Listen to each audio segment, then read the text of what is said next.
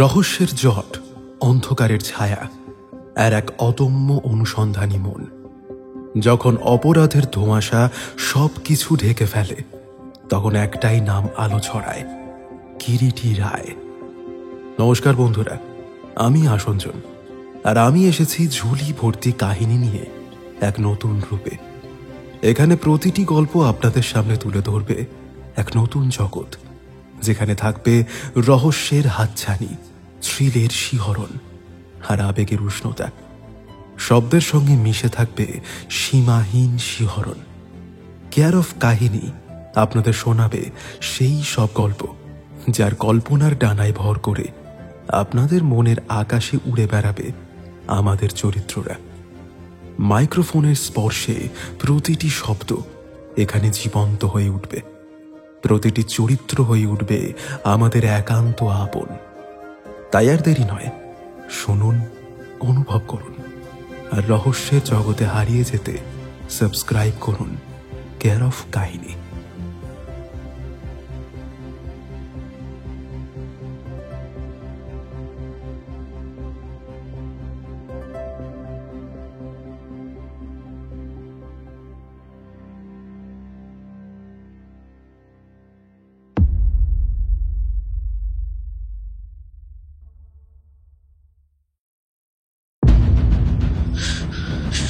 কে কে কে ওখানে?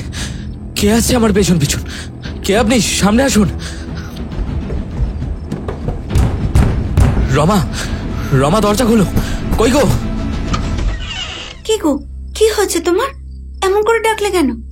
না, শরীরটা আজকে খুব খারাপ করছে, তাই তাড়াতাড়ি বাড়ি ফিরতে গিয়ে এই সামনেই এক জায়গায় হোঁচট খেয়ে পড়ে গেলাম। আর তখন এই পায়ে একটু লেগেছে, তাই দাঁড়িয়ে থাকতে পারছিলাম না। কোনো মতে বাড়ির কাছে আসতেই যন্ত্রণাটা বেড়ে গেল, তাই তাড়াহুড়োয় ডেকেছি। সে কি, পায়ে কোথায় লাগিয়েছো? দেখে দেখে। আরে না না না, দেখার কিছু নেই, কাটেনি, মোচড় লেগেছে। তুমি যাও, খাবার ব্যবস্থা করো, খেয়ে তাড়াতাড়ি শুয়ে পড়বো আজ। যাও। রমা আর কোনো কথা বলল না। সুদীপ রমাকে ভিতরে পাঠালেও নিজে কিন্তু তক্ষুনি ভিতরে গেল না। দরজার উপর দাঁড়িয়ে সামনের রাস্তাতে যতদূর দৃষ্টি চলে তাকিয়ে দেখতে লাগলো, কিন্তু কিছুই তার চোখে পড়ল না। শীতের মাঝরাতের রাস্তাটা খাঁ খাঁ করছে, কোনো জনপ্রাণীর চিহ্ন মাত্রও চোখে পড়ে না। তবুও কয়েকটা মুহূর্ত সুদীপ সামনের রাস্তাটার দিকে তাকিয়ে রইল, আর খুঁজতে লাগলো কিছুক্ষণ আগের দেখা দুটো নীল রঙের আগুনের চোখ। ওই চোখের মধ্যেই সুদীপ যেন তার মৃত্যুকে দেখেছে আজ। এসবই ভাবছিল সে, হঠাৎ রমার ডাকে চমকে ফিরে তাকালো। রমা যেন কখন এসে আবার তার পাশে দাঁড়িয়েছে। কি দেখছো? না, কই কিছু না তো। তবে অমন করে কি দেখছিলে? ইদানিং এত রাত করে ফেরো কেন? একটু তাড়াতাড়ি ফিরতে পারো না আগের মতো? চলো ভিতরে চলো, কাজ শেষ হবে তবে তো আসবো, এখন অনেক বেশি কাজ। কি এমন কাজ তোমার যে রাত দুপুর গড়িয়ে যায়?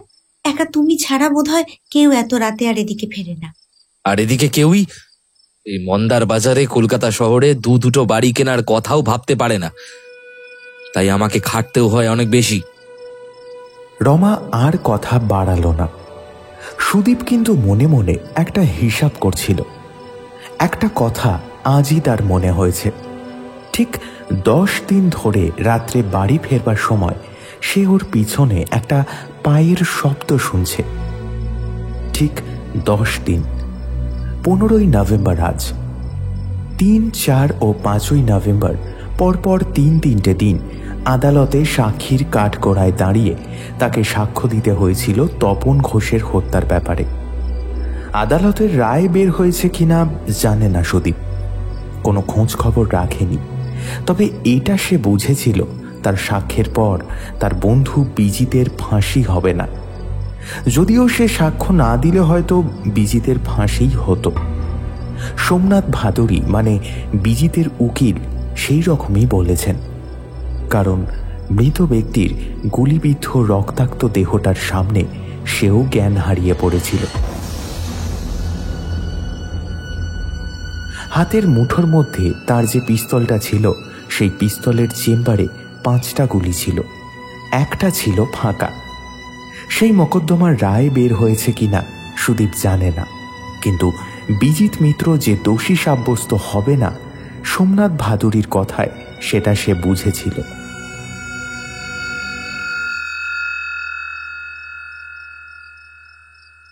স্নান খাওয়া সেরে একটা পাতলা শাল গায়ে দিয়ে সুদীপ জানালার সামনের ইজি চেয়ারটায় গা এলিয়ে বসে বসে সিগারেট টানছিল।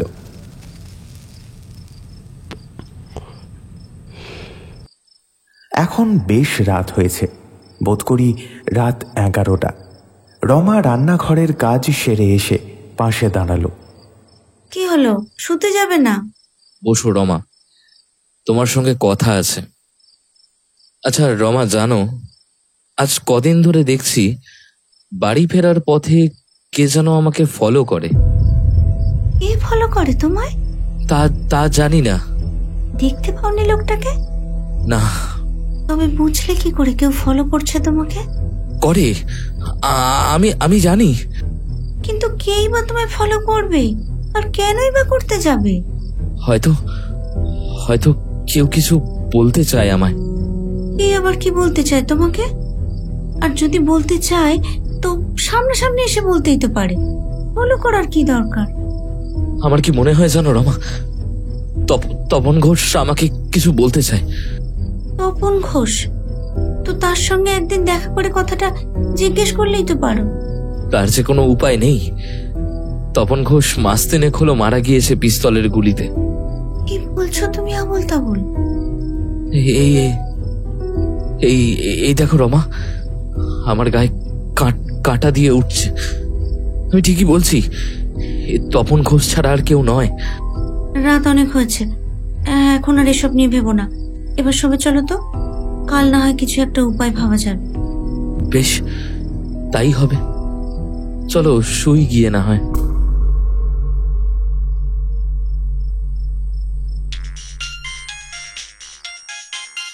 হ্যালো, কিরিটি রায় আছেন? হ্যাঁ বলছি। কি ব্যাপার ভাদুরী মশাই? আরে বাহ, রায়মশাই এখনো ঘুমোতে যাননি দেখছি। তা হাতে কিছু সময় আছে তো? মানে বলছিলাম যে একটু জটিল কেসের ব্যাপারে আলোচনা করার ছিল। নিশ্চয়ই, বলুন না কি ব্যাপার। বেশ, প্রায় মাস 3 আগে বুঝলেন, সোনাগাছি এলাকায় একটা মার্ডার হয়েছিল। খবরের কাগজের খবরটা হয়তো আপনি পড়েছেন, তবে বেশ কিছুদিন কেটে গেছে তো, তাই আমি একটু ডিটেলসে বলছি পুরো ব্যাপারটা। ওই এলাকার এক বিখ্যাত বারবনিতা মৃণাল, ঘটনাটা তার ঘরেই ঘটেছিল। হঠাৎ এক ভোর রাতে বুঝলেন, মৃণালের ঘর থেকে বন্দুক চালানোর শব্দ শুনতে পাওয়া যায়। তো দরজা খুলে ভেতরে ঢুকতে দেখা যায় যে একদিকে মৃত ব্যক্তি মানে তপন ঘোষ পড়ে আছেন, আর অন্যদিকে আমার মক্কেল বিজিত মিত্র অজ্ঞান অবস্থায় পড়ে আছেন। বিজিত মিত্রর হাতে একটা পিস্তল ধরা ছিল। ব্যালিস্টিক পরীক্ষায় প্রমাণিত হয়েছে যে সেই পিস্তল থেকেই গুলি ছোঁড়া হয়েছিল, আর যে গুলিটা মৃতদেহকে ভেদ করে গিয়ে পাশের দেওয়ালে বিঁধেছিল সেটাও ওই পিস্তল থেকেই ফায়ার করা হয়েছিল বলে প্রমাণিত। তাছাড়া ওই মৃণাল নামের মেয়েটার সন্ধান আজও পাওয়া যায়নি। একমাত্র হয়তো যে ছিল প্রত্যক্ষ সাক্ষী, মৃণালের পাশের ঘরে ছিল মিনতি ও অবিনাশ নামের একটা লোক। তারা সাক্ষ্য দিয়েছিল আদালতে।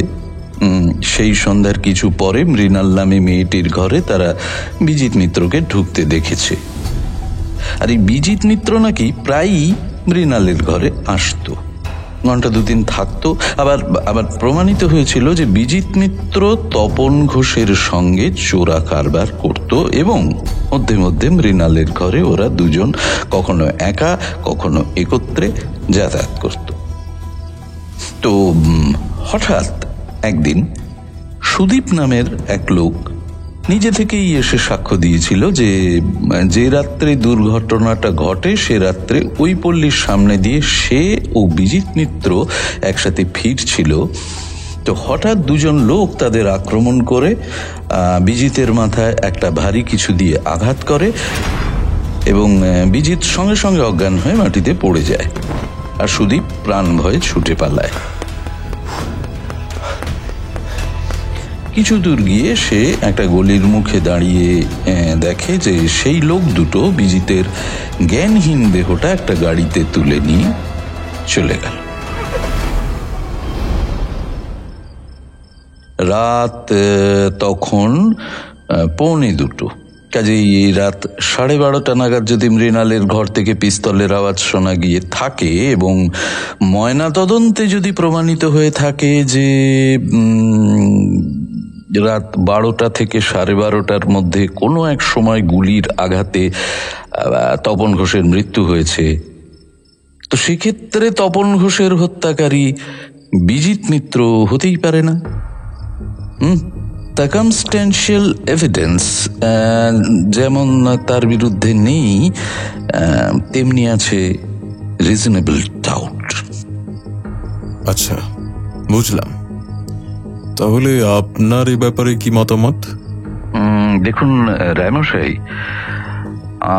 আমার মনে হয় ঘটনাটার মধ্যে কোথাও একটা গড় মিল রয়েছে। এবার কেন সেগুলো মনে হয় সেটা সামনাসামনি বসে আলোচনা করলে আমার মনে হয় খুব ভালো হয়। বেশ, তো আমি না হয় কালকে একবার চলে আসবো আপনার চেম্বারে। তাহলে তো আর কোনো সমস্যাই রইল না। ওয়েল, ঠিক আছে রায়মশাই, আজ তাহলে ছাড়ছি। Good night. Good night Bhaduri মশাই।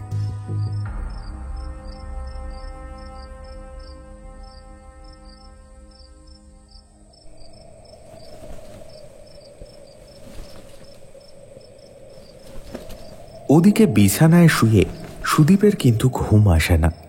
অন্ধকারে বালিশে মাথা রেখে সামনের খোলা জানালাটার দিকে চেয়ে থাকে সে। ওই সময় আবার মনে পড়ল বিজিত মিত্রর কথা।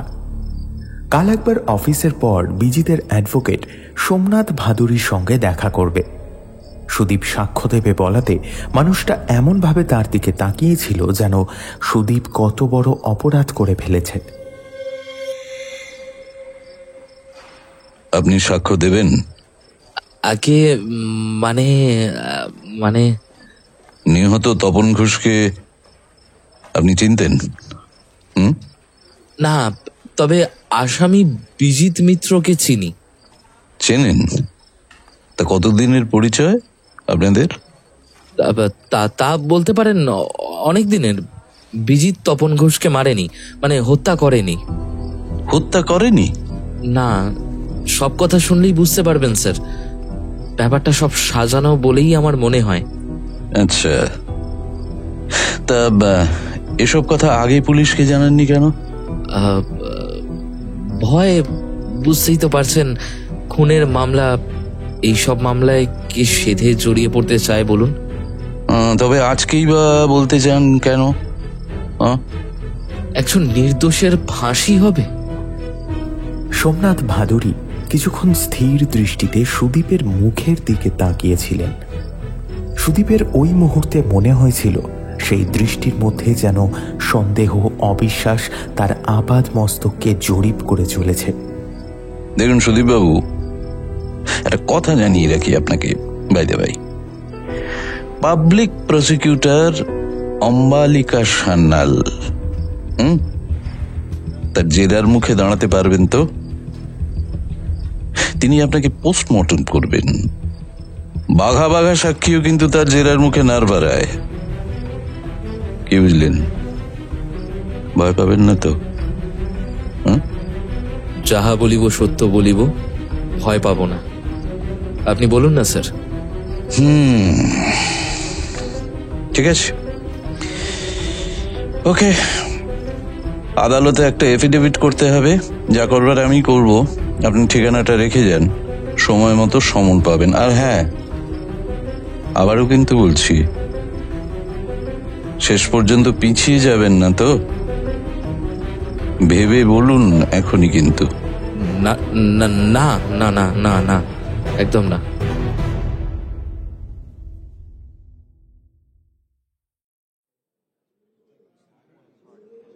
কিন্তু সাক্ষীর কাঠগড়ায় দাঁড়িয়ে সুদীপ রায়কে সরকার পক্ষের উকিল অম্বালিকা সান্যাল প্রশ্নে প্রশ্নে রীতিমতো বিধ্বস্ত করেছিলেন। আপনি তো আদালতে জবানবন্দি দিয়েছেন, বিজিত মিত্র মানে আসামির মাথায় পিছন দিক ঘেঁষে আঘাত করার সঙ্গে সঙ্গে তিনি জ্ঞান হারিয়ে মাটিতে পড়ে যান, আর আপনি ছুটে পালান। হ্যাঁ হ্যাঁ। ছুটে কত দূরে পালিয়েছিলেন? মানে সামনেই একটা গলির মধ্যে। সেটা ঘটনাস্থল থেকে ঠিক কতটা দূরে? হাত 8-10 হবে। সেই গলি থেকেই লুকিয়ে দেখি ব্যাপারটা। পরে ওরা বিজিতকে একটা গাড়িতে তুলে নিয়ে চলে যায়। অত রাত্রে আপনারা কোথা থেকে ফিরছিলেন? আপনি আগে বলেছেন রাত তখন 2টো হবে। অফিসের ইয়ার এন্ডিং এর সময়, তখন অনেক রাত পর্যন্ত কাজ করতে হতো। আমাদের কাজ সারতে সারতে প্রায় 1:30টা হয়ে যায়। ট্রাম, বাস, ট্যাক্সি তখন কিছুই ছিল না, তাই হেঁটেই ফিরছিলাম দুজনে। আপনি জানেন কি তপন ঘোষের সঙ্গে বিজিত মিত্র চোরা কারবারে যুক্ত ছিল? না না। আদালতে তা প্রমাণিত হয়েছে। আপনারা এক অফিসে একই ডিপার্টমেন্টে এতদিন কাজ করছেন, এত পরিচয় ছিল তার সঙ্গে আপনার, অথচ ওই কথাটা জানতেন না? জানতেন, সবই জানতেন, প্রকাশ করেননি কখনো। Objection your honour. No, proceed miss Sanyal. সেদিন আপনারা 2 বন্ধু যে পথ দিয়ে অত রাত্রে ফিরছিলেন, নিশ্চয়ই জানতেন তার কাছাকাছি রেড লাইট এরিয়া, আর সেখানে মৃণাল নামে এক বারবনিতা থাকতো, যার কাছে বিজিতবাবু রীতিমতো যাওয়া আসা ছিল। না না, আমি জানতাম না। ওই পথ দিয়ে আপনি আগে আর কখনো গেছেন? মানে না, ঠিক মনে করতে পারছি না। ওই রাত্রেই প্রথম তাহলে? বোধহয় আগে কখনো যাইনি। তা অত রাত্রে শিয়ালদার দিকে যাচ্ছিলেন কেন? বলতে পারেন তাই। বিজিতবাবু বলেছিল ওই পথটা শর্টকাট হবে শিয়ালদা যেতে, তাই ওই পথে গিয়েছিলাম। আর বিজিতবাবু তো বাগবাজারে থাকতেন, তাহলে তিনি ওই পথে যাচ্ছিলেন কেন? মাঝে মধ্যে ফিরতে বেশি রাত হলে ট্রেন থাকতো না, আমি ট্রেনের লাইন ধরে হেঁটে চলে যেতাম বাড়ি, তাই আমাকে শিয়ালদা স্টেশন পর্যন্ত পৌঁছে দিতেই যাচ্ছিলেন উনি। সেদিন আর কিছু জেরা করতে পারেননি সরকার পক্ষের উকিল। আসলে সোমনাথ ভাদুরী কয়েকদিন বেশ করে তালিম দিয়েছেন সুদীপকে, নচেত সুদীপ নিঃসন্দেহে গোলমাল করে বসত জেরার মুখে। বিজিতের সঠিক খবর পেতে হলে সুদীপকে একবার ওই সোমনাথ ভাদুরীর কাছেই যেতে হবে। একবার জানা দরকার কোর্টের রায় বের হয়েছে কিনা, আর না বের হলে কবে বেরোতে পারে। মৃণালের কথাও মনে পড়ে সুদীপের। মৃণালের ঘরে যে বিজিতের যাতায়াত ছিল সেটা সুদীপ জানত। একদিন সেও গিয়েছিল বিজিতের সঙ্গেই মৃণালের ঘরে। মৃণালকে সেও চিনত। অবশ্যই এই কথাটা জটিলতা এড়াবার জন্যই সে বারবার চেপে গিয়েছে। আসলে আদালতে গিয়ে বিজিতের হয়ে সাক্ষ্য দেওয়ার কথা কখনো তার মনেও হয়নি। মামলায় জড়িয়ে পড়বার ভয়ে আদালতের ধার কাছ দিয়েও প্রথমটা সে যায়নি। না, ঘুম বোধহয় আজ আর আসবে না। সুদীপ বিছানার উপর উঠে বসল। কপালের পাশে শিরা দুটো তপ করছে। একটা সিগারেট খাওয়া দরকার।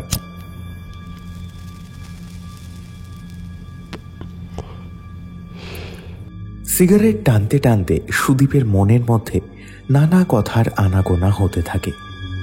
আদালতে হলফ করে বলে এসেছে যে তপন ঘোষকে সে চিনত না। কথাটা সত্য মিথ্যা আজ আর অবশ্যই প্রমাণ হওয়ার কোনো আশা নেই। তপন ঘোষ আজ মৃত। পোস্টমর্টেমের পর তার মৃতদেহটা কেওড়াতলায় পুড়িয়ে ফেলা হয়েছে। রাত হয়ে গিয়েছিল মৃতদেহটা শ্মশানে নিয়ে যেতে। তপনের পাড়া প্রতিবেশীরাই মৃতদেহটা শ্মশানে দাহ করতে নিয়ে গিয়েছিল। সন্ধ্যা থেকে সেদিন আকাশ কালো করে বৃষ্টি নেমেছিল। কেউ জানে না সুদীপ সারা গায়ে একটা চাদর জড়িয়ে শ্মশানে গিয়েছিল। বাইরে অন্ধকারে একটা গাছের নিচে দাঁড়িয়েছিল। কেউ তাকে দেখতে পায়নি।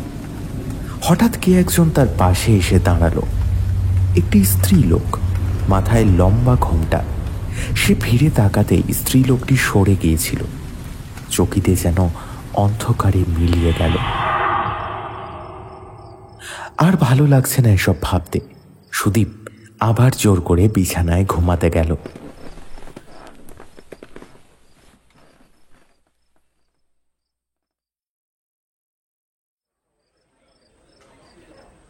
পরের দিন অফিস থেকে ফিরে সুদীপ সোমনাথ ভাদুরীর ওখানে গেল। সন্ধ্যা হয়ে গিয়েছে। বিরাট টেবিলটার উপর এক রাশ কাগজপত্র ও মোটা মোটা বই ছড়ানো। একদিকে মোটা ফ্রেমের চশমা পরে কি যেন খুঁজছেন সোমনাথ ভাদুরী। ঠিক তার উল্টো দিকে একটা চেয়ারে বসে আছেন আর একজন দীর্ঘকায় ব্যক্তি। তার চশমার আড়াল থেকে অনুসন্ধানী চোখের দৃষ্টি যেন অন্তরাত্মাকেও পরখ করে নেয়।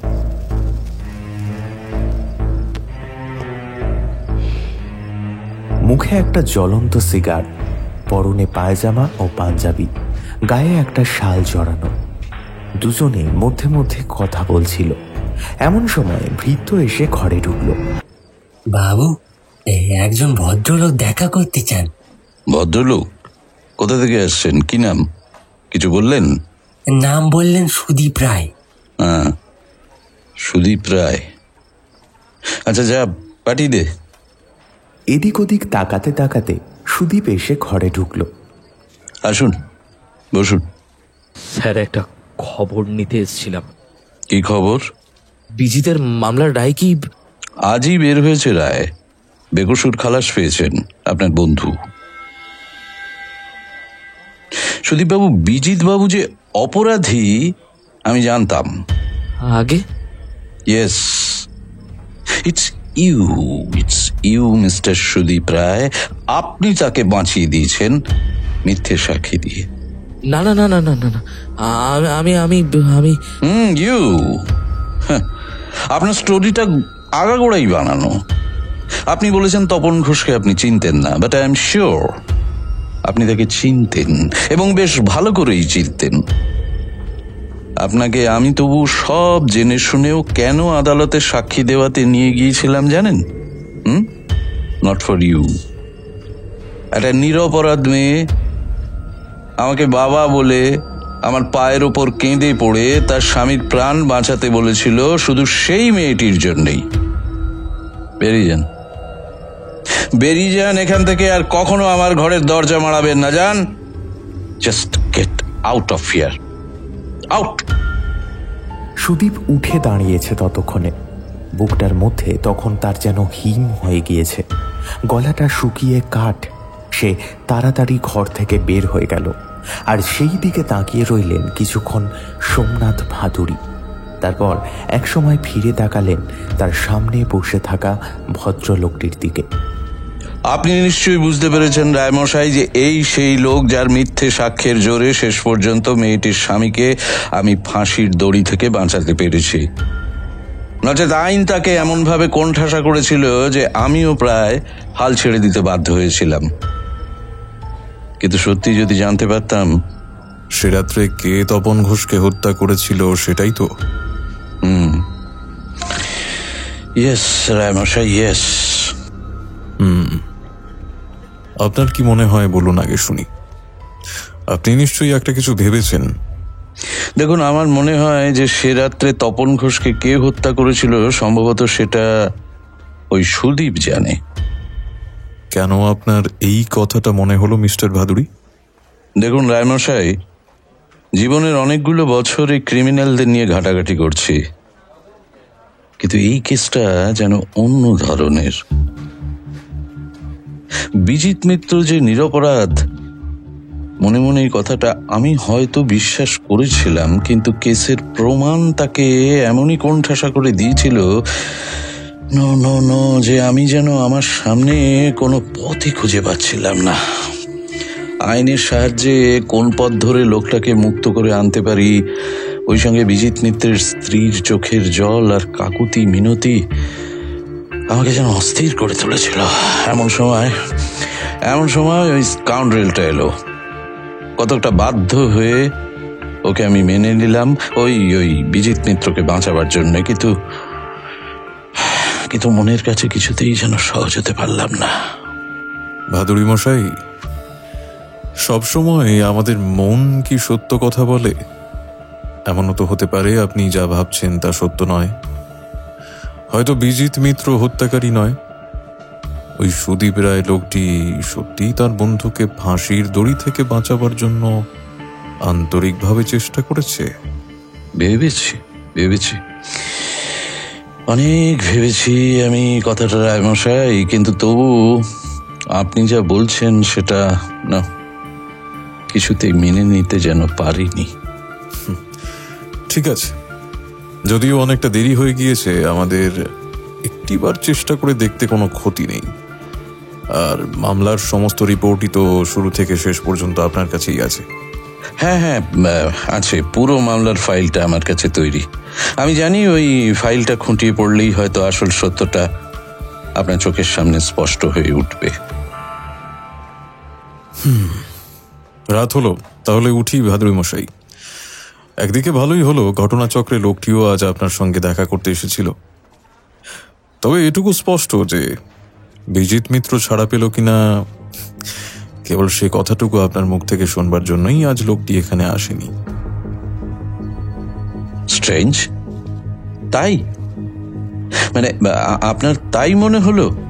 হ্যাঁ, মামলার রায় যে এখনো বের হয়নি সেটা অনুমান করতে পেরেছিল, আর রায় বেরোলে সেটাও সে খবরের কাগজ থেকেই একদিন না একদিন জানতে পারত। লোকটা কেন এসেছিল জানেন ভাদুড়ি মশাই? কেন বলুন তো? আপনি নিজে তার সাক্ষ্যদানের ব্যাপারটা কিভাবে নিয়েছেন সেটাই জানবার জন্য। তাই নাকি বলছেন? মনে তো হয় তাই। আচ্ছা, আজ চলি।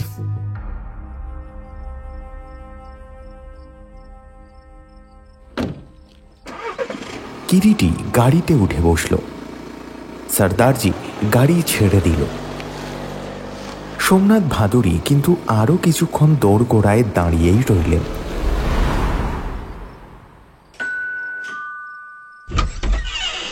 হঠাৎ সোমনাথ ভাদুড়ি তোমাকে ফোন করে ডেকেছিলেন কেন? চলো আগে খেয়ে নেওয়া যাক। কিন্তু আমি যে ভাদুড়ি মশাইয়ের বাড়িতে গিয়েছিলাম সেটা তুমি জানলে কি করে? কাল রাতে তুমি যখন ভাদুড়ি মশাইয়ের সাথে কথা বলছিলে তখন জঙ্গলি গিয়েছিল তোমার স্টাডিতে কফি কাপটা নিতে। ও তোমার মুখে ভাদুড়ি মশাইয়ের নামটা শুনেছে, আজ আমায় বলছিল।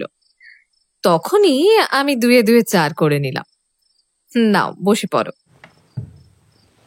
বাবা, আজকাল তো বাড়িতে সবাই সতর্ক হয়ে গেছে, কেবল আমি বোধহয় বেখেয়ালে ঘুরে বেড়াই। মোটেই না, বরং বলতে পারো আমরা তোমাকে নিয়ে অনেক বেশি সতর্ক, তাই তোমাকে আর নিজের কথা ভাবতে হয় না। যাই হোক, এবার বলবে ভাদুড়ি মশাইয়ের ওখানে কেন গিয়েছিলে? উনি একটা খুনের মামলার ব্যাপারে আমাকে ডেকেছিলেন। তবে আজ আদালত তার রায় দিয়েছে।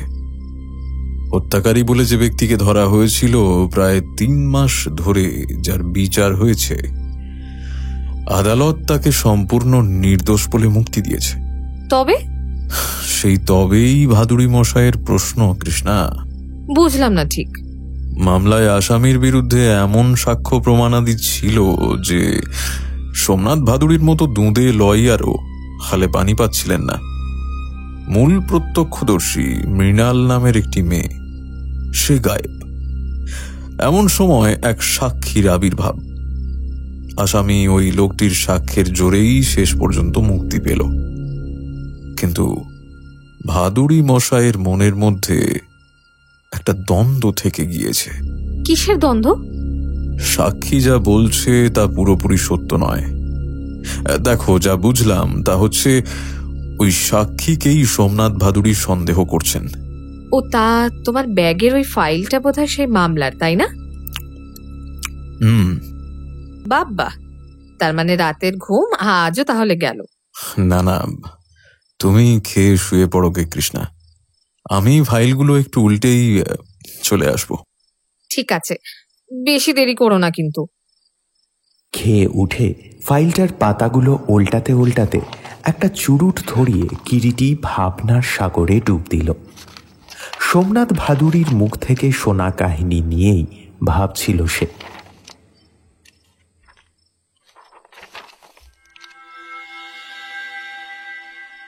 আপনাকে তো আমি আগেই বলেছি রায়মশাই, ওই মামলা আমার হাতে নেবার কোনো সম্ভাবনাই ছিল না। নিতামও না, কিন্তু ওই ওই বিজিত মিত্রের স্ত্রী, বুঝলেন, এই মেয়েটা হঠাৎ একদিন আমার চেম্বারে এসে হাজির। আর এসেই আমার দুপা একেবারে জড়িয়ে ধরে কেঁদে পড়ল।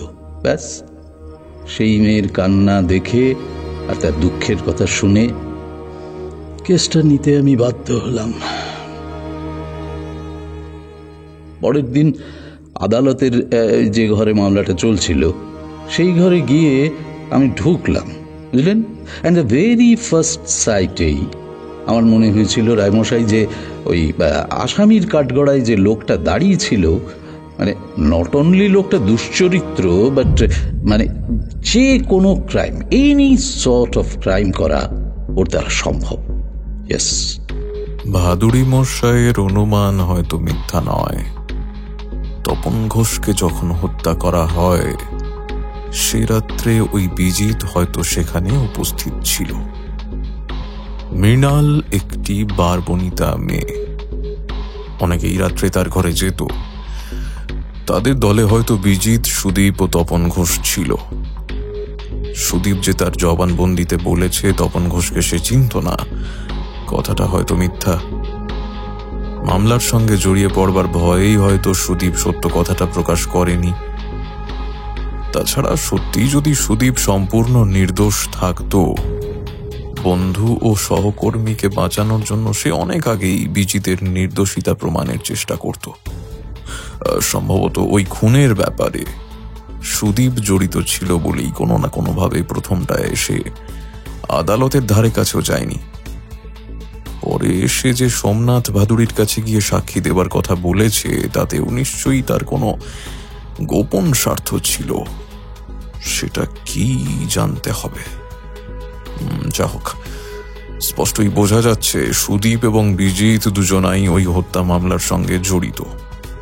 ওই হত্যা মামলায় সবচাইতে বড় প্রশ্ন হচ্ছে ওই বারবনিতা মেয়েটি মৃণাল। গুলির শব্দের পর পাশের ঘরের লোকেরা পুলিশকে খবর দেয়। পুলিশ এসে দেখে তপন ঘোষ মৃত, রক্তাক্ত গুলিবিদ্ধ অবস্থায় পড়ে আছে। আর তার পাশে জ্ঞানহীন হয়ে পড়ে আছে বিজিত মিত্র। তার জামা কাপড়ে রক্তের দাগ, হাতে ধরা পিস্তল, সেই পিস্তল থেকে গুলি চালিয়ে তপন ঘোষকে হত্যা করা হয়েছিল। এবং ঘরের মধ্যে মৃণাল নামের মেয়েটি নেই। মৃণাল একেবারে উধাও। কোথায় গেল মৃণাল? সে কি পালিয়েছে, না কারোর পরামর্শে কোথাও গা ঢাকা দিয়ে আছে? যদি কারোর পরামর্শেই গা ঢাকা দিয়ে থাকে, তো কার পরামর্শে? পুলিশ নাকি এখনো চারিদিকে মৃণালকে খুঁজে বেড়াচ্ছে। সোমনাথ ভাদুড়ির ধারণা মৃণাল হত্যাকারী নয়, তবে সম্ভবত মৃণাল হয়তো হত্যা করতে দেখেছে। কি গো, আজকে শুতে যাবে না? 3:15 তো বাজে। বলো কি? চলো এবার একটু শোবে চলো তো। আজ কি আর ঘুম হবে কৃষ্ণা? বেড়াতে বেরোবার সময় হলো যে। সারাটা রাত না ঘুমিয়ে এখন বেড়াতে বেরোবে? তাহলে আজ আর না হয় নাই বেরোলাম। জঙ্গলিকে বলো কফি দিতে। কৃষ্ণা কোনো কথা বলল না, ঘর থেকে বের হয়ে গেল। জঙ্গলিকে তোলেনি কৃষ্ণা, নিজেই কফি করে নিয়ে এলো 2 কাপ। কফির কাপটা কিরিটির হাতে তুলে দিয়ে মুখোমুখি অন্য একটা সোফায় বসল কৃষ্ণা। রাত্রি শেষে ঠান্ডা হাওয়া ঘরের মধ্যে এসে ঢোকে। হাওয়ায় এখনো বেশ শীতের আমেজ আছে, যদিও ফাল্গুন মাস পড়ে গিয়েছে। দেখো, ভাবছিলাম এখন কিছুদিনের জন্য বেনারস গিয়ে ঘুরে এলে কেমন হয়। ঠান্ডা আছে, কিন্তু সেই কনকনানি ভাবটা নেই। তা মন্দ হয় না, কিন্তু ভাদুরী মশাইয়ের মামলাটার কথা ভাবছো নিশ্চয়ই? হ্যাঁ, মানে ওখানে বসেই না হয় ভাববে। কেবল ভাবলেই তো হবে না, একটা কনক্লুশনেও পৌঁছতে হবে তো। গঙ্গার ঘাটে বসে সন্ধ্যা আরতি দেখতে দেখতে তোমার কনক্লুশনও ঠিক এসে যাবে। তাছাড়া তোমার কাহিনীর ওই মৃণাল মেয়েটি, ওকে খুঁজেই না পাওয়া অবধি কোর্টের রায়কে কোনোভাবেই চ্যালেঞ্জ করা যাবে না। মৃণালের জন্য আমি তত ভাবছি না কৃষ্ণা। ভাবছো না? কেন ভাবছো না? না, ঘটনাস্থলে সে ছিলই সে রাত্রে, কাজেই নিহত তপন ঘোষের 2-1 ফোঁটা রক্ত তার গায়েও লেগেছে নিশ্চয়ই। সেই রক্তের দাগ থেকেই আমি তাকে ঠিক চিনে নিতে পারবো। যাকে সে কথা থাক, তুমি টিকিটের ব্যবস্থা করো, আমরা যাব। ঠিক তো? হ্যাঁ হ্যাঁ ঠিক।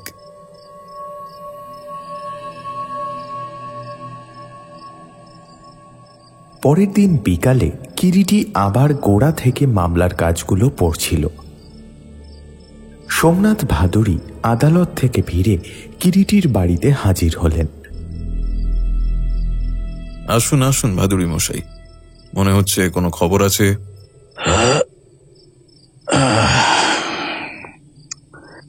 খবরটা বোধহয় তেমন কিছু নয় রায় মশাই, তো মনে হলো আপনাকে যাওয়ার পথে জানিয়ে যাই, তাই এলাম। হয়েছে কি, আজ দুপুরে আদালতে দেবিকা এসেছিল আমার কাছে। তা সে বলল বিজিত নাকি জেল থেকে খালাস পাওয়ার পর ঘরে ফিরে যায়নি। যায়নি? সে কি, কেন? সেটা তো বলতে পারবো না। আসলে দেবিকা জানতই না যে বিজিত ছাড়া পেয়েছে। আজকে আলিপুর সেন্ট্রাল জেলে তার স্বামীর সঙ্গে দেখা করতে গিয়ে জানতে পারে যে গতকালই আদালতের রায় বেরোবার পরই বিকেলের দিকে 5টা নাগাদ তাকে মুক্তি দেওয়া হয়েছে। কিন্তু আজও সে ঘরে ফেরেনি, তাই দেবিকা এসেছিল আমার সঙ্গে দেখা করতে। তা আমি তখন সেন্ট্রাল জেলে অমিয়নাথ বাবুকে ফোন করি। তিনি কি বললেন? জেল গেটের কাছে এই একটা ট্যাক্সি নিয়ে এক ভদ্র মহিলা নাকি অপেক্ষা করছিলেন, বুঝলেন? মানে জেলের প্রহরী সেরকমই বলেছে। ভদ্র মহিলার মাথায় নাকি ঘোমটা ছিল আর গায়ে ছিল একটা ব্লু রঙের চাদর। বিজিত মিত্র জেল থেকে বেরিয়ে যখন রাস্তার দিকে যাচ্ছিল, ভদ্রমহিলা ট্যাক্সি থেকে নেমে বিজিতের নাম ধরে ডাকতে সে একেবারে সোজা গিয়ে ট্যাক্সিতে উঠে বসে এবং ট্যাক্সিটা ছেড়ে দেয় সঙ্গে সঙ্গে। কিন্তু সেই মহিলা ঠিক ওই সময় বিজিত মিত্রকে ছাড়া হবে সেটা জানলেন কি করে? না দেখুন, ওই ভদ্র মহিলাই কিনা জানা যায়নি, তবে আগের দিন নাকি এক ভদ্র মহিলা বেলা 5টা নাগাদ এসেছিলেন জেলখানায়, জেলারের সঙ্গে দেখা করেছিলেন। আর জেলারের মুখ থেকেই নাকি সে শুনেছিল যে আদালতের রায় তাকে মুক্তি দিলে তাকে ছেড়ে দেওয়া হবে জেল থেকে। মামলার রায় পরের দিনই বেরুবে, আপনার অমিয় বাবু কি জানতেন? জানতেন, আর এও জানতেন যে বিজিত মিত্র বেকসুর খালাস পাবে। আমি বলেছিলাম, কারণ যেদিন রায় বের হয় তার আগের দিন সকালে অমিয়বাবু আমাকে ফোন করেছিলেন। আশ্চর্য, হঠাৎ অমিয়বাবু আপনাকে ফোন করতে গিয়েছিলেন কেন? বিশেষত ওই বিচারাধীন কয়েদি সম্পর্কে কথাটা তাকে জিজ্ঞাসা করেননি? না, সেটা করিনি। চলুন অমিয়বাবুর কোয়ার্টারে তার সঙ্গে একবার দেখা করে আসি। যাবেন? আচ্ছা বেশ, চলুন তাহলে। সোমনাথ ভাদুড়ী আর কিরিটি উঠে দাঁড়ান। জেলের কাছেই অমিয়বাবুর কোয়ার্টার। অমিয়বাবু ঘরেই ছিলেন। সোমনাথ ভাদুড়ী কিরিটিকে নিয়ে তার ঘরে ঢুকলেন। অমিয় চক্রবর্তী তার বসবার ঘরে বসে ওই দিনকার খবরের কাগজটা পড়ছিলেন। বয়স 40 থেকে 42-এর মধ্যে হবে। বেশ হৃষ্টপুষ্ট চেহারা, একজোড়া ভারী গোঁফ, লম্বা জুলপি, চোখে চশমা। আরে মিস্টার ভাদুড়ী যে, আসুন আসুন। পরিচয় করিয়ে দিই অমিয়বাবু। পরিচয় করিয়ে দিতে হবে না মিস্টার ভাদুড়ী, সাক্ষাৎ পরিচয় না থাকলেও ওনাকে আমি চিনি, আর গোটা কলকাতা শহরে ওনাকে চেনে নাই বা কে? কেটি বাবু, বসুন বসুন।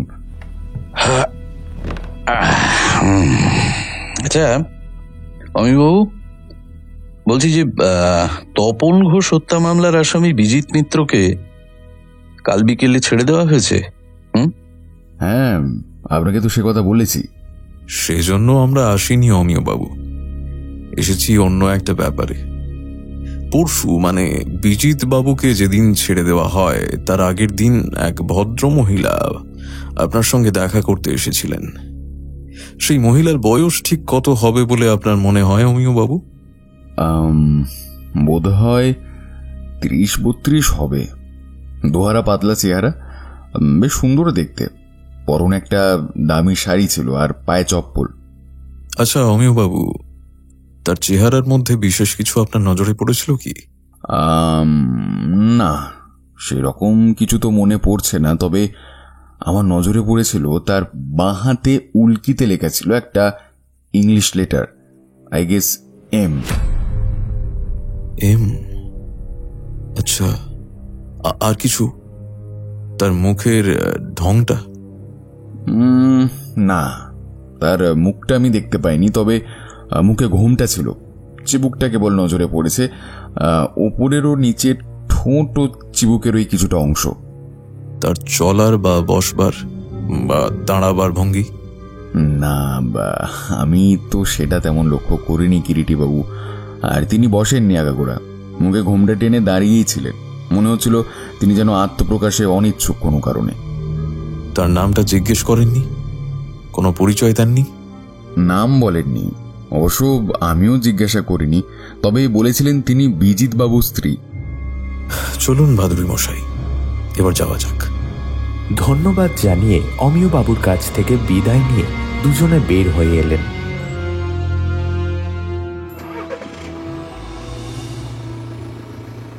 আপনি তো দেবিকাকে দেখেছেন ভাদুরী মশাই? হ্যাঁ, দেখেছি। আজও তো মেয়েটি আদালতে আমার সঙ্গে দেখা করতে এসেছিল। কখনো সে মাথায় ঘোমটা দিয়ে আসেনি, তাছাড়া তার হাতে কোনো উল্কিও দেখিনি। তার রং অবশ্যই ফর্সাই। না না, আমার মনে হয় সে দেবিকা নয় রায় মশাই। আমারও তাই অনুমান, তাই ভাবছি কে হতে পারে মেয়েটি। আচ্ছা ভাদুরী মশাই, মৃণালের চেহারার কোনো ডেসক্রিপশন আপনার জানা আছে? মেয়েটিকে তো আমরা কেউই দেখিনি। আচ্ছা, ঘটনার দিন পাশের ঘরে যে ভদ্রলোক ও মেয়েটি ছিল? Yes yes yes, Abinash Sen আর মিনতি দত্ত। সেই মেয়েটি তো মৃণালের পাশের ঘরেই থাকতো। আমি বলছিলাম মৃণালের ডিটেইলস ওই মিনতির কাছে পাওয়া যেতে পারে। তা অবশ্যই পারে। তা এখনো তো বেশি রাত হয়নি, একবার ঘুরে যাবেন নাকি সেখানে এখন? গেলে আমার মনে হয় ভালোই হতো। বেশ, তাহলে চলুন। সর্দারজি, ওই কলেজ স্ট্রিটে যে শিব মন্দিরটা আছে, হ্যাঁ সেদিকে চলুন তো একটু। ওই সামনের মোড় থেকে ঘুরিয়ে নিন গাড়িটা।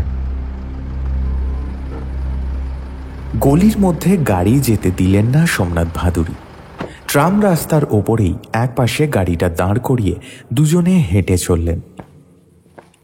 সোমনাথ ভাদুরী বাড়িটা ঠিক চিনতেন না, কিন্তু বাড়ির নম্বরটা তার মনে ছিল। নম্বরটা খুঁজে পেতে দেরি হলো না। একটা দোতলা লাল রঙের পুরনো বাড়ি। মিনতিকে একটি মেয়ে ডেকে দিল। উকিলবাবু, আপনি এখানে? মিনতি, তোমার সঙ্গে আমাদের কিছু কথা আছে।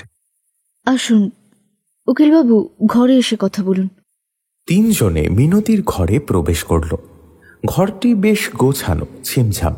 একদিকে একটি বিছানা পাতা, একধারে একটি কাঁচের পাল্লাওয়ালা আলমারি, খান্দুই চেয়ারও আছে একধারে।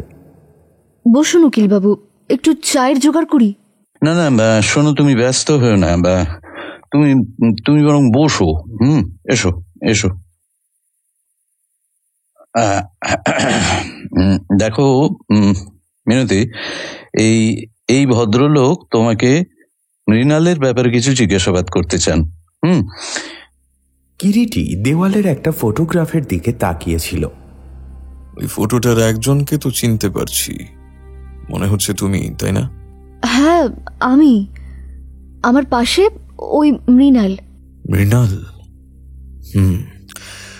তা ফটোটা কবেকার তোলা, কতদিনের? তা প্রায় 2 বছর হবে। হঠাৎ একদিন মৃণালের খেয়াল হলো একটা ফটো তুলবে আমাকে নিয়ে। একদিন ওকে জোর করে ধরে নিয়ে গিয়ে হ্যারিসন রোডের একটা স্টুডিও থেকে ফটোটা তোলায়। একটা কপি তার ঘরে ছিল আর অন্যটা আমার ঘরে।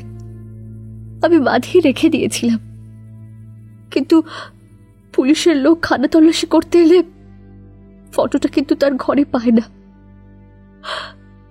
মনে হয় সে রাত্রে যাবার আগে ফটোটা সে সঙ্গে করে নিয়ে গেছে। মৃণালের সঙ্গে মনে হচ্ছে তোমার যথেষ্ট বন্ধুত্ব ছিল, তাই না?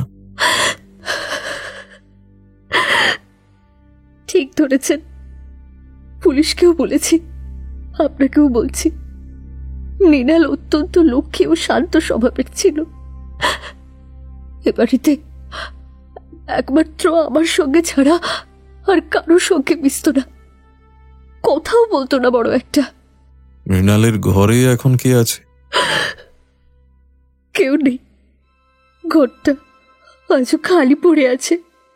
মৃণাল চলে যাওয়ার পর থেকে কেউ ওখানে থাকতে চায়নি। মৃণাল খুব ভালো গান গাইতে পারত, নাচতেও পারত। আজও মধ্যে মধ্যে রাত্রে নাকি ওর ঘর থেকে ঘুঙুরের শব্দ শোনা যায়। তুমি শুনেছ? না, সত্যি বলবো আমি কোনোদিন কিছু শুনিনি। তবে বাবু বিশ্বাস করুন, মৃণাল তপন বাবুকে হত্যা করেনি। আমিও সে কথাটা বিশ্বাস করি, তাই তো মৃণালকে আমিও খুঁজছি। আপনি মানে কেন? আপনি পুলিশ? এই এক মিনিট শোনো মিনতি, এই ভদ্রলোকের পরিচয় তুমি জানো না। ইনি কিরিটি রায়। এই কিরিটি রায়ের নাম তুমি কখনো শুনেছো আগে? না তো। উনি হলেন সত্য সন্ধানী, বিখ্যাত রহস্যভেদী মিস্টার কিরিটি রায়। সে রাত্রে পাশের ঘরে সত্যি ঠিক কি ঘটেছিল উনি সেটাই জানবার চেষ্টা করছেন। কিন্তু বাবু, আমি তো মৃণালের কোনো সন্ধানই জানি না, বিশ্বাস করুন। হয়তো জানো না, কিন্তু তুমি মৃণালের কথা যতটা জানো অন্য কেউ হয়তো সেটা জানে না। বড় চাপা মেয়ে ছিল মৃণাল। তাছাড়া নিজের কথা বড় একটা বলতো না কখনো। বিশেষ করে এখানে আসার আগে তার সব কথা জানাইনি।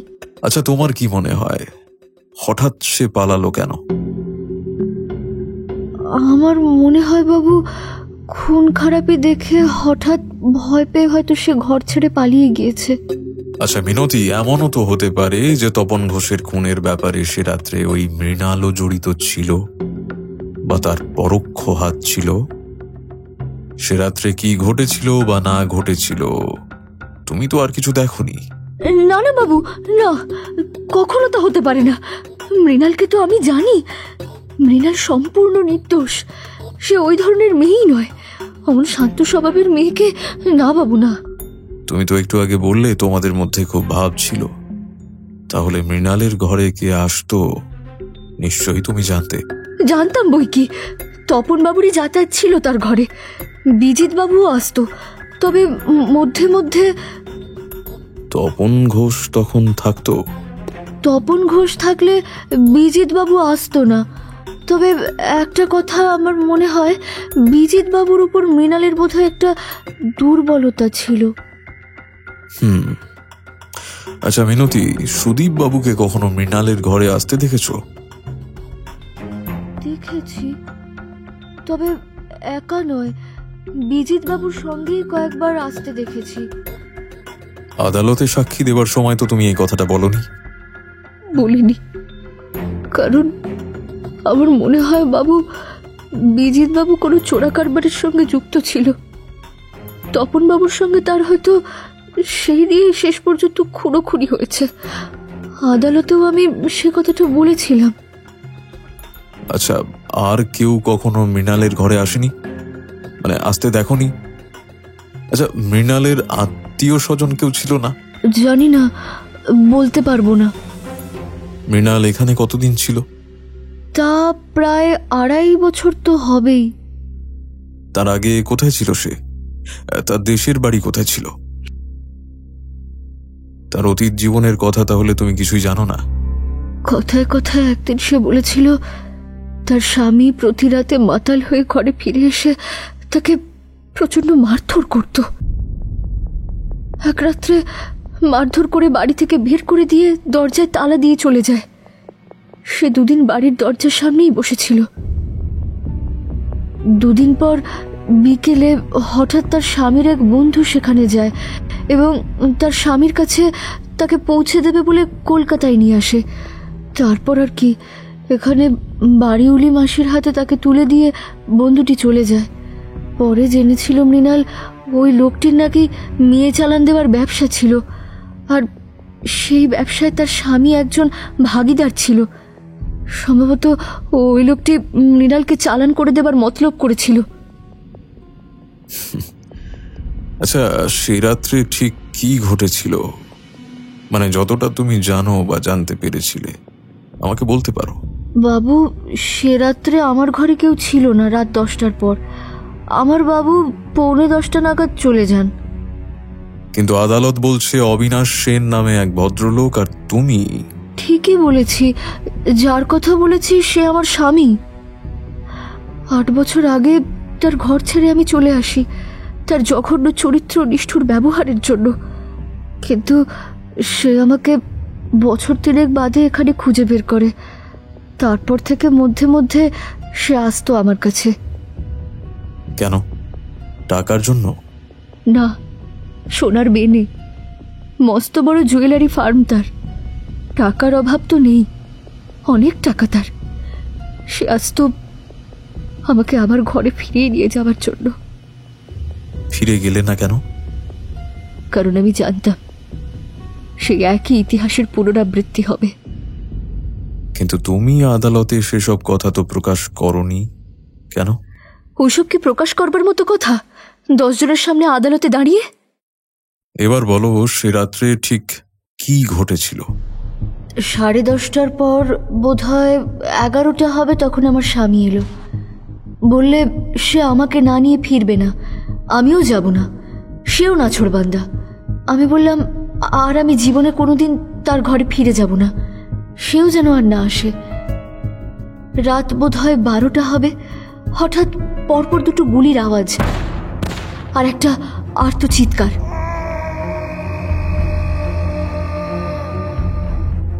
সে কি, 2টো গুলির আওয়াজ শুনেছিলে? কিন্তু তুমি তো আদালতে সে কথা বলনি। তুমি বলেছ একটা গুলির আওয়াজই তুমি সে রাত্রে শুনেছিলে, কি মনে পড়ছে? তাই বলেছিলাম বটে, হয়তো মনে ছিল না। ঠিক আছে, গুলির আওয়াজ শুনে তুমি কি করলে? প্রথমে আমার ঘর থেকে বের হইনি। এদিকে বাড়ির অনেকেই সে আওয়াজ শুনেছে তখন, কিন্তু তারাও কেউ ভয়ে ঘর থেকে বের হয়নি। মিনিট 5 পরে আমি আর আমার স্বামী দরজা খুলে বের হই। মৃণালের ঘরের দরজা বন্ধ, কোনো সাড়া শব্দ নেই। দরজায় ধাক্কা দিয়ে মৃণালকে ডাকি, কিন্তু মৃণালের কোনো সাড়া শব্দ পেলাম না। বাড়ির অনেকেই তখন এসে ওই ঘরের দরজার সামনে ভিড় করেছে। হঠাৎ এই সময় আমার মনে পড়ল আমার আর মৃণালের ঘরের মাঝখানে একটা দরজা আছে। আমার ঘরের ভিতর থেকেই আমি বন্ধ করে রাখতাম বরাবর। তাড়াতাড়ি ছুটে গিয়ে সেই মধ্যবর্তী দরজাটা খুলে মৃণালের ঘরে ঢুকে গেলাম। ঢুকে দেখি তপন ঘোষ রক্তাক্ত অবস্থায় মেঝেতে পড়ে, তার পাশে পড়ে বিজিত বাবু, ধরা একটা পিস্তল। আর মৃণাল ঘরে নেই, বাথরুমের দরজাটা খোলা, হাঁ হাঁ করছে। আমি তখন প্রথমে বাথরুমের দরজাটা বন্ধ করে দিয়ে আমার ঘরের দরজা বন্ধ করে বাইরে এলাম। আমার স্বামী দেখি দরজার গায়ে লাথি মারছে বাড়িউলি মাসির হুকুমে। দরজা ভেঙে আমি আর আমার স্বামী প্রথমে ভেতরে ঢুকি। পরে থানায় খবর দেওয়া হয়, পুলিশ আসে। বাথরুমের ওই দরজা দিয়ে এ বাড়ির বাইরে যাওয়া যায়? হ্যাঁ, বাইরে একটা ঘোরানো লোহার সিঁড়ি আছে। সিঁড়িটা বরাবর একতলা থেকে দোতলা পর্যন্ত গিয়েছে। তার মানে তুমি বলতে চাইছো ওই সিঁড়ি পথেই মৃণাল পালিয়েছে? হ্যাঁ, তাছাড়া আর কি হবে। তবে পুলিশের খটকা থেকে গিয়েছে। মৃণাল কোন পথে পালালো বাথরুমের দরজা যখন বন্ধ ছিল। আমিও পুলিশকে কথাটা বলিনি, আদালতেও প্রকাশ করিনি, কারণ পুলিশ হয়তো আমাকে সন্দেহ করত যে আমিই তাকে সে রাত্রে পালানোর সুযোগ করে দিয়েছি। এই কথাটা তোমার মনে হলো কেন মিনতি? তারা যে অনুসন্ধানের সময় আমার ও মৃণালের ঘরের মধ্যবর্তী দরজাটা আবিষ্কার করেছিল এবং আমাকে নানাভাবে জেরা করেছিল। তা তোমাকে যে তারা শেষ পর্যন্ত সন্দেহ করেনি তুমি বুঝলে কি করে? আমি যে একসময় সে রাতে গোলমাল শুনে এক ফাঁকে মৃণালের ঘরের মধ্যে ঢুকেছিলাম, সে কথাটাও আমি কাউকে বলিনি। তারাও সেটা অনুমান করতে পারেনি। তাই আমার মনে হয় আমাকে তারা মৃণালের সে রাত্রে পালানোর ব্যাপারে কোনোভাবে সন্দেহ করতে পারেনি। মিনতি, আমার কিন্তু মনে হয় মৃণাল কোথায় আছে অন্তত আর কেউ না জানলেও তুমি জানো। দেখো, মৃণালকে আমি খুঁজে বের করবই। সে অন্তত আমার চোখে ধুলো দিয়ে নিশ্চিন্ত থাকতে পারবে না। আচ্ছা, আজ আমরা উঠছি, আবার কিন্তু আসবো। কি বলছেন আপনি? আপনি বিশ্বাস করুন, সত্যিই আমি জানি না। মৃণালের সন্ধান জানলে নিশ্চয়ই সে কথা আমি আপনাদের জানাতাম। চলুন ভাদুড়ি মশাই, এবার যাওয়া যাক। ভালো কথা, একবার মৃণালের ঘরটা দেখে গেলে হতো। বেশ তো, চলুন। মিনতি বাড়িওয়ালি মাসির কাছ থেকে ঘরের চাবিটা নিয়ে এলো। দরজা খুলে ওরা দুজনে ঘরের মধ্যে ঢুকে একবার চোখ বুলিয়েই বেরিয়ে এলো। রাত তখন প্রায় 9:15 হয়ে গিয়েছে। ওই বাড়ি থেকে বের হয়ে বড় রাস্তায় এসে কিরিটির গাড়িতে উঠে বসল। সর্দারজি, বাবুকে তার কুঠিতে নামিয়ে দাও আগে। আচ্ছা রায়মশাই, সত্যি কি আপনার মনে হয় মেয়েটি জানে মৃণাল কোথায়? আমার অনুমান যদি মিথ্যা না হয় তো অবশ্যই জানে। তবে সে কথা মিনতি প্রকাশ করলো না কেন? এত কথা বললো, অথচ ওই কথাটা চেপে গেল কেন? তার দুটো কারণ হতে পারে। প্রথমত, কথাটা প্রকাশ করলে সে মামলার মধ্যে জড়িয়ে পড়ত, যেটা হয়তো সে কোনো ক্রমেই চায়নি। দ্বিতীয়ত, হয়তো সে ব্যাপারটা স্বচক্ষে দেখেছিল সেই রাত্রে। কিরকম? গোলাগুলির আগে হয়তো একটা গোলমাল হয়েছিল, আর সে তখন ওই ঘরের মাঝের দরজা খুলে ব্যাপারটা সবার অলক্ষ্যে দেখছিল। সে যে পিস্তলের গুলির শব্দেই প্রথম জানতে পেরেছিল কথাটা হয়তো সত্যি নয়, কিন্তু সে কথাটা প্রকাশ করেনি। একটা কথা ভুলে যাবেন না ভাদুড়ি মশাই, ঘটনার সময় মিনতি আর তার স্বামী অবিনাশ ঠিক পাশের ঘরেই ছিল। অকুস্থানের এক কথায় যাকে বলে সন্নিকটে। মিনতির উপর কড়া নজর রাখতে হবে। আপনি ভাববেন না, বাড়ি ফেরার পথেই আমি সুব্রতকে আজ থেকেই মিনতির উপর কনস্ট্যান্ট একটা ওয়াচ রাখার জন্য লোকের ব্যবস্থা করতে বলব। সোমনাথ ভাদুড়িকে তার বাড়িতে নামিয়ে দিয়ে কিরিটি সোজা অ্যামহার্ট স্ট্রিটে সুব্রতর বাড়িতে পৌঁছালো।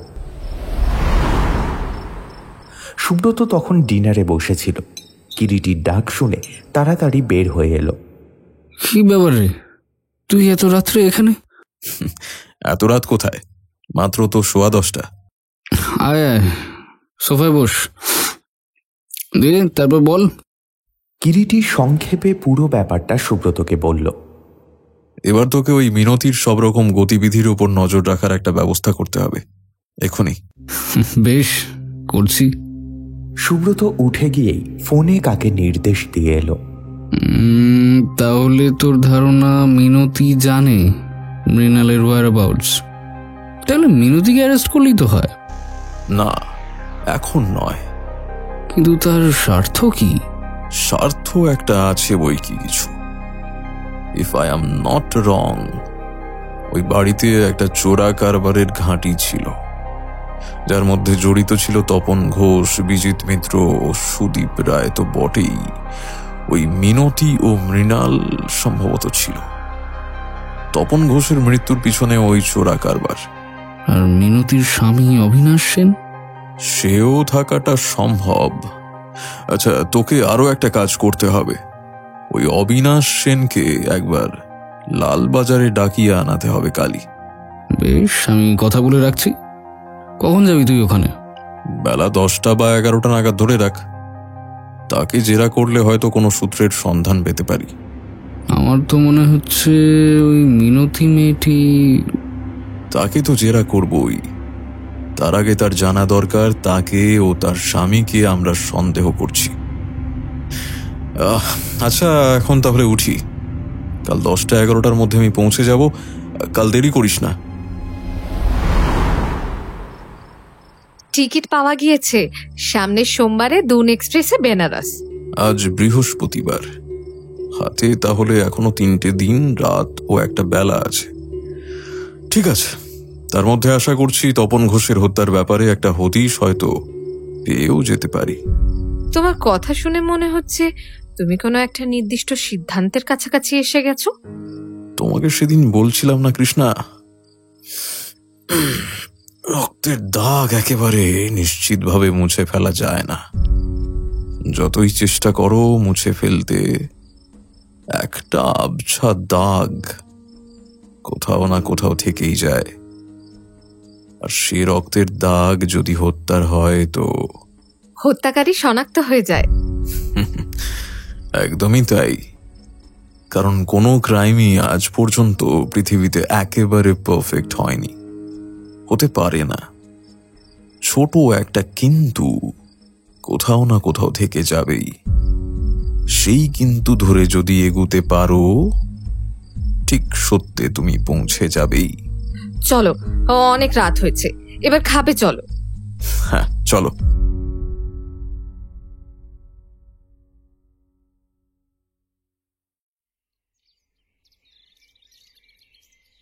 পরের দিন সকাল 10টা নাগাদ কিরিটি বেরোলো। লালবাজারে গিয়ে দেখল সুব্রত তারই অপেক্ষায় বসে আছে। আসুন আসুন, সত্য সন্ধানী। কোনো খবর আছে? অবিনাশ সেনকে এখনই নিয়ে আসবে।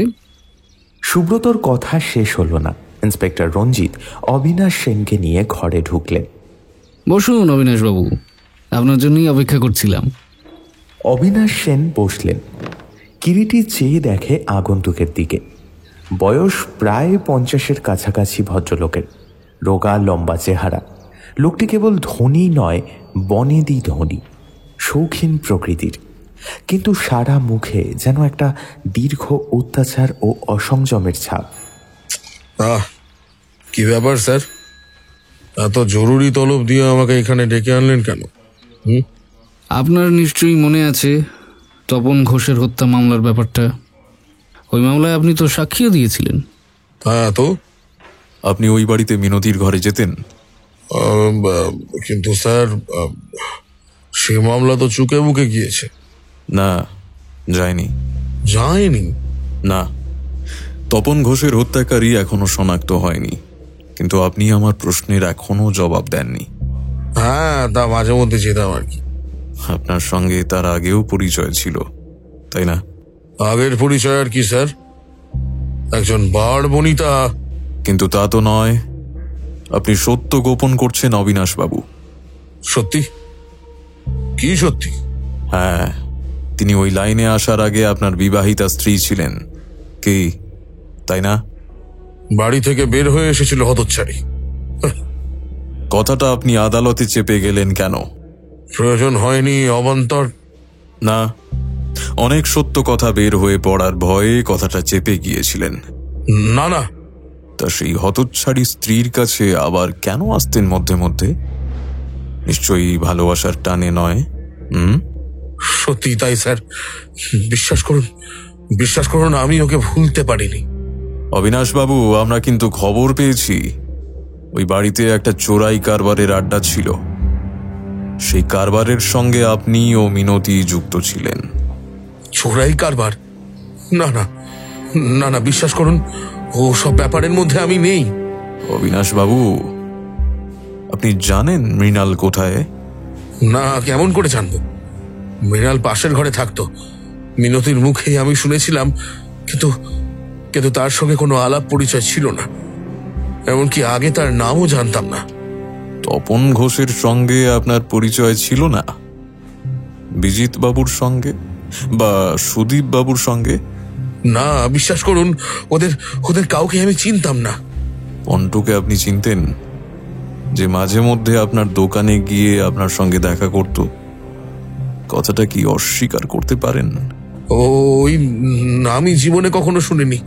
কিন্তু মিনতি বলেছে মাঝে মধ্যে আপনি বিশেষ করে ওই তপন বাবুর সঙ্গে দেখা করবার জন্য তার ঘরে রাত্রের দিকে যেতেন। মিনতি বলেছে? হ্যাঁ, আরো বলেছে তপন পাশের ঘর থেকে মিনতির ঘরে আসতো মাঝখানের দরজা পথে, আবার কথাবার্তা হয়ে গেলে চলে যেত ওই দরজা দিয়েই পাশের ঘরে। মিনতি বলেছে ওই কথা আপনাকে? হারামজাদি! ঠিক আছে অবিনাশ বাবু, আপনি যেতে পারেন। ধন্যবাদ, অনেক অনেক ধন্যবাদ। অবিনাশ সেন বের হয়ে গেলেন ঘর থেকে। সুব্রত দেখল কিরিটি তখন অন্যমনস্কভাবে পাইপটায় নতুন তামাক ভরছে। কি বুঝলি? গভীর জলের কাতলা। সে তো বোঝাই গেল, নচেত সব স্রেফ অস্বীকার করে যেতে পারে। তবে কাতলা টোপ গিলেছে। টোপ? দেখলি না, বড়শি টাকরায় গিয়ে বিঁধেছে। মিনতি কি সত্যি ওসব কথা বলেছে তোকে? না না না, টোপ ফেলেছিলাম একটা স্রেফ অনুমানের ওপর নির্ভর করে। দেখলি তো, অনুমানটা মিথ্যে হয়নি। এবারে তোকে একটা কাজ করতে হবে। কি বল? মৃণালের ঘরটা এখনো খালি পড়ে আছে, সেই ঘরটা আমাদের প্রয়োজন। সে আর এমন কঠিন কি? এখনই লোক পাঠানোর ব্যবস্থা কর, আর একটা টেপ রেকর্ডার। বাড়ির খিড়কির দরজাটাও খোলা থাকবে, তার আশেপাশে আমাদের একজন প্লেন ড্রেসে ওয়াচারও থাকবে। কিন্তু এত আয়োজন কিসের? কিরিটি তখন তার প্ল্যানটা বুঝিয়ে দিল সুব্রতকে। সন্ধ্যার পরই যেন সব প্রস্তুত থাকে। লোকটা টোপ গিলবে বলেই আমার ধারণা, আজ না হয় কাল। ঠিক রাত 8:15 চলে আসবি। বেশ বেশ, তুই এগো, আমি সব ব্যবস্থা করে বাড়ি যাব।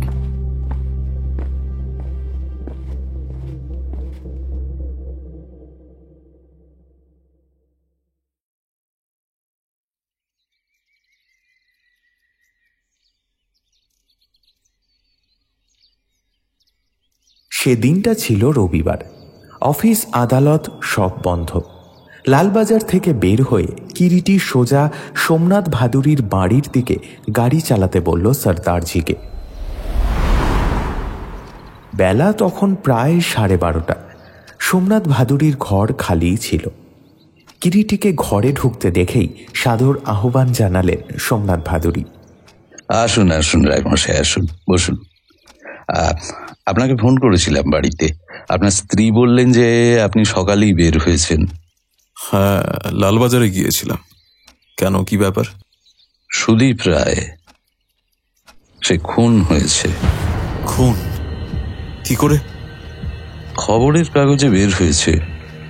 তার গুলিবিদ্ধ রক্তাক্ত মৃতদেহটা রেল লাইনের ধারে গতকাল সকালে পাওয়া গিয়েছে। তার মানে যেদিন সন্ধ্যায় সে আপনার এখানে এসেছিল সেই দিনই রাত্রে সে খুন হয়েছে। কিন্তু লোকটা যে ওই সুদীপ রায়, সেটা আপনি জানলেন কি করে? কাগজে অবশ্য বের হয়েছে যে এক ব্যক্তির মৃতদেহ আবিষ্কৃত হয়েছে এবং মৃতের মুখটা কোনো ধারালো অস্ত্রের সাহায্যে ক্ষতবিক্ষত করা হয়েছে। তার স্ত্রী রমা আজই নাকি আইডেন্টিফাই করেছে। তবে খবরটা আমিও এখনো পড়িনি। আসলে রায়মশাই, আজ সকালে আমি একটা ফোন পাই, বুঝলেন, এক অজ্ঞাত নারীর কাছ থেকে। সেই আমাকে এই খবরটা দেয়, আর খবরটা দিয়েই সে ফোনের কানেকশন কেটে দেয়। সঙ্গে সঙ্গে আপনাকে আমি ফোন করি সবটা বলার জন্য। ফোনে আপনাকে সেই মহিলা ঠিক কি বলেছিল? বলেছিল যে রেল লাইনের ধারে যে মৃতদেহটা পাওয়া গিয়েছে সেটা সুদীপ রায়ের। যিনি ফোন করেছিলেন তার কণ্ঠস্বর আপনি চিনতে পারেননি? না না না, very sorry to say, no, না। ঠিক আছে। বলতে বলতে সামনেই টেবিলের উপর রাখা ফোনের রিসিভারটা তুলে নিয়ে কিরিটি ডায়াল করলো সুব্রতকে, কিন্তু সুব্রতকে পেল না। আচ্ছা রায়মশাই, আচ্ছা কে আমাকে ফোন করেছিল বলুন তো, আর আমাকে খবরটা দিয়ে তার কি লাভ, এটাই তো আমি বুঝতে পারছি না। ভাদুরী মশাই, মনে হয় হত্যাকারীর সহকারিণী হত্যাকারীরই নির্দেশে আপনাকে ফোন করেছিল। হত্যাকারী বরাবরই সজাগ ছিল। সুদীপবাবু যে আপনার কাছে এসেছিলেন তাও সে জানত, তাই সে আপনাকে জানিয়ে দিল। ভবিষ্যতের কথা ভেবেই সুদীপবাবুকে পৃথিবী থেকে সরিয়ে দেওয়া হলো। মাই গড, এ তো সাংঘাতিক ব্যাপার মশাই। তার মানে যাতে সে ভবিষ্যতে আরো কিছু প্রকাশ করতে না পারে, তাই? হ্যাঁ, সেই সন্দেহেই তাকে পৃথিবী থেকে সরানো হয়েছে। তবে একটা ব্যাপার সুদীপবাবুর মৃত্যুতে পরিষ্কার হয়ে গেল। তপন ঘোষের হত্যার ষড়যন্ত্রের মধ্যে সুদীপবাবু না থাকলেও তিনি ব্যাপারটা অনুমান করতে পেরেছিলেন। না, আমি কিন্তু একটা ব্যাপার বুঝতে পারছি না রায়মশাই, মানে সে যদি ষড়যন্ত্রের মধ্যে ছিলই, তাহলে সে সাক্ষী দিল কেন? সুদীপবাবুর মনের মধ্যে একটা ভয় ঢুকেছিল। তার মনে ভয় ঢুকেছিল বিজিত মিত্র যদি প্রাণের ভয়ে শেষ পর্যন্ত অ্যাপ্রুভার হয়ে সবকিছু প্রকাশ করে দেয়। তাই সে সাক্ষী দিয়ে বিজিত মিত্রকে বাঁচিয়ে দিয়েছিল বলতে চান, তাই তো? হ্যাঁ, বিজিত মিত্রকে আইন আদালতের এখতিয়ারের বাইরে নিয়ে যেতে চেয়েছিল। একটা ব্যাপার কিন্তু পরিষ্কার হয়ে গেল ভাদুরী মশাই, তপন ঘোষ, বিজিত মিত্র ও সুদীপ রায় সব এক দলের। আর সত্যি ওরা পরস্পরের কোনো দুষ্কর্মের সঙ্গী ছিল। দুষ্কর্ম? কি দুষ্কর্ম? চোরা কারবার হতে পারে কি? না না, মানে আমার না কেমন যেন সব গুলিয়ে যাচ্ছে mister Roy, to tell you very frankly. হতে পারে, আমি কিন্তু ব্যাপারটা আগেই অনুমান করেছিলাম, তাই আজ ফাঁদ পাতার ব্যবস্থা করে এসেছি। আর আমার অনুমান যদি মিথ্যা না হয় তো আজই রাত্রে নাটের গুরুকে ফাঁদে আটকা পড়তে হবে। নাটের গুরু? আচ্ছা, আপনি ঠিক কার কথা বলছেন বলুন তো? রহস্যের মেঘনাথ যিনি, তার কথাই বলছি। সত্যি কথা বলতে কি ব্যাপারটা এত সহজে নিষ্পত্তি হয়ে যাবে আমি কিন্তু ভাবতে পারিনি। যাই হোক, এখন উঠি।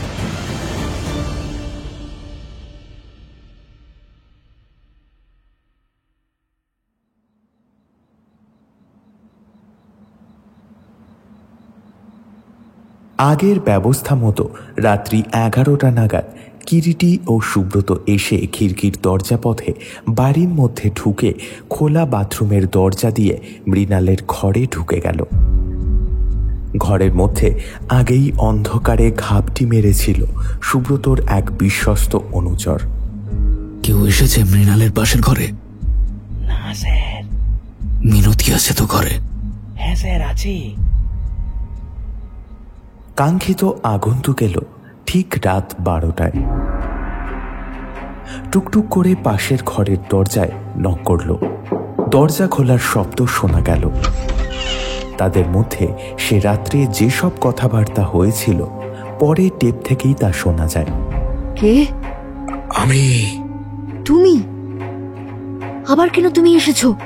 তোমাকে আমার সঙ্গে নিয়ে যেতে এসেছি। চলো চলো আমার সঙ্গে। না না, কিন্তু এখানে তুমি আর থেকো না, চলে যাও। আমি টের পেয়েছি পুলিশ ছদ্মবেশে এ বাড়ির আশেপাশে ওত পেতে রয়েছে। পুলিশের সাধ্যও নেই আমাকে ধরে। বিশ্বাস করো, আমি সত্যি বলছি। আর তুমি হয়তো একটা কথা জানো না, কিরিটি রায়, সেই ছোচোর বেটা চামচিকেটার সঙ্গে আমার মোলাকাত হয়েছে। চলো, আর দেরি করো না। তুমি আমার কথা শোনো, আমি বলছি তুমি চলে যাও। একা চলে যাব তাই কি হয়? তোমাকে একা ফেলে তো যেতে পারি না।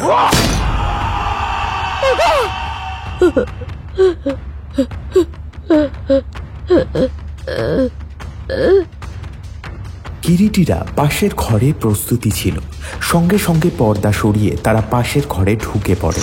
তার পিছনে সুব্রত, তার হাতে ধরা পিস্তল। বলাই বাহুল্য আততায়ী পালাবার পথ পায় না।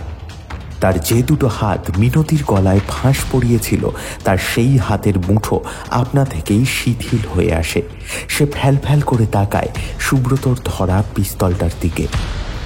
সুব্রত, ওই তপন ঘোষ ও সুদীপের হত্যাকারী। ওকে থানায় নিয়ে যাবার ব্যবস্থা কর। বীরবল, তুমি তো জানোই কি করতে হবে। বীরবল তৈরি ছিল, হাত কড়া নিয়ে এগিয়ে এলো। তারপর লোকটার হাতে হাত কড়া পড়ালো। মিনতি কেউ ছাড়বে না, ওর হাতে হ্যান্ডকাপ পরাও। বীরবলের কাছে আর এক জোড়া হাত কড়া ছিল, সে সেটার সৎ ব্যবহার করল। ইতিমধ্যে গোলমাল শুনে বাড়ির অনেকে সেখানে এসে ভিড় করে। তারা ব্যাপার দেখে ভীত সন্ত্রস্ত। মহাপুরুষটিকে চিনতে পারলি সুব্রত? না তো। অবিনাশ, দাঁড়া। এই নকল চাপ দাড়িটা তুলে ফেললেই আসল চেহারাটা প্রকাশ পাবে। কিরিটির কথা মিথ্যে নয়। দাড়ি ছিঁড়তেই দেখা গেল অবিনাশ সেনী। সেই দিন রাত্রি শেষে লালবাজারে সুব্রতর সঙ্গে ডাক পড়েছিল কিরিটিরও। ব্যাপারটা কি তুই বুঝতে পেরেছিলি আগেই? মানে আসল হত্যাকারী কে? বুঝতে পেরেছিলাম প্রথমে বললে ভুল হবে, তবে কিছুটা অনুমান করেছিলাম। বুঝতে পেরেছিলাম তপন ঘোষ, বিজিত মিত্র ও Sudip Roy birds of the same feather. আর এও বুঝেছিলাম ওরা যন্ত্র মাত্র। আসল যন্ত্রী ওদের পিছনে কেউ ছিল। কিন্তু কে সে? একটা ধাঁধা থেকে গিয়েছিল। তারপর মিনতির সঙ্গে দেখা করতেই ব্যাপারটাকে ঘিরে সন্দেহ আরো ঘনীভূত হলো। কিরকম? বিজিত মিত্রের স্ত্রী দেবিকার পরিচয় দিয়ে ভাদুড়ি মশাইয়ের পায়ে গিয়ে যে পড়েছিল, সে আসলে দেবিকা নয়। বিজিত মিত্রের স্ত্রী নেই। কি বলছিস? তো কে সেই মেয়ে? ঠিকই বলছি। বিজিত মিত্রের কোনো স্ত্রী ছিল না, সে ওই মৃণাল। মৃণাল? হ্যাঁ, তোর মনে আছে বলেছিলাম অমিয় বাবুর সঙ্গে একটি মেয়ে ঘোমটা মাথায় এসে দেখা করেছিল? মনে আছে। সেই মেয়েটি, ও দেবিকা নাম ধরে যে মেয়েটি ভাদুড়ি মশাইয়ের কাছে গিয়েছিল, তারা এক ও অকৃত্রিম। ওই মিনতি, সেটা কি করে বুঝলেন? ব্যাপারটা আমার কাছে স্পষ্ট হয়ে গিয়েছিল সেদিন, যেদিন আমি আর ভাদুড়ি মশাই মিনতির সঙ্গে দেখা করতে যাই। মিনতির ঘরে আমি একটা ফটোগ্রাফ দেখেছিলাম, তাতে মিনতি ছাড়া আর যে মেয়েটি ছিল তার হাতে উল্কিতে একটা অক্ষর লেখা ছিল, সেটা হচ্ছে এম। যদিও খুবই অস্পষ্ট ছিল, কিন্তু আমার চোখ এড়ায়নি। একবার ঘোমটা খুলে একবার ঘোমটা দিয়ে সেই গিয়েছিল।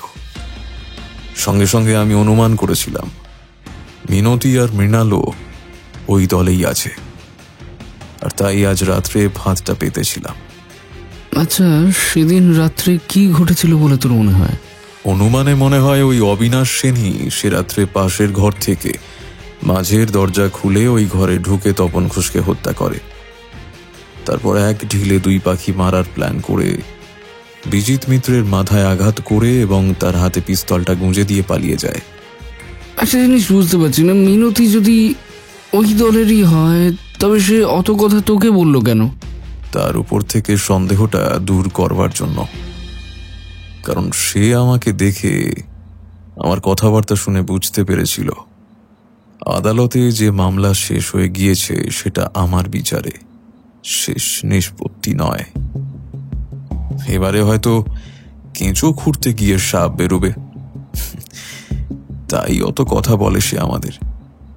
কিন্তু সে বুঝতে পারেনি তখন তার ওই সব কথা তার বিরুদ্ধে আমার মনে সন্দেহ জাগাবে। বিজিত মিত্র আর মৃণালের কি হলো? সম্ভবত মৃত্যু ভয়ে তারা আত্মগোপন করে আছে। এত কিছুর মধ্যে হয়তো কেবল বিজি তার মৃণাল সত্যি একে অপরকে ভালোবেসে ফেলেছিল, তাই এত রিস্ক নিয়েও মৃণাল তাকে জেল থেকে আনতে গিয়েছিল। তারপর শেষবার তাদের মুক্তির পথ তৈরি করেছিল ভাদুড়ি মশাইয়ের কাছে গিয়ে বিজিতের বাড়ি না ফেরার নাটক করে। আমরা সবাই খুনিকে খুঁজতে ব্যস্ত, সেই সুযোগে ওরা খুঁজে নিয়েছে ওদের সেফ হোম। কিন্তু তুই আর ওদের খুঁজবি না, এভাবে তো ওরা ওদের শাস্তি পাবে না। দোষী তো ওরাও ছিল, ওরাও সত্য গোপন করেছিল। আমি শাস্তি দেওয়ার কেউ নই, আমি সত্য সন্ধানী। সত্যের দেখা পেয়েছি, আসল দোষী ধরা পড়েছে, আমার এতেই শান্তি। বাকি তুই চেষ্টা করে দেখতেই পারিস। আমি যাই, কদিন শুদ্ধ ছুটি কাটিয়ে আসি।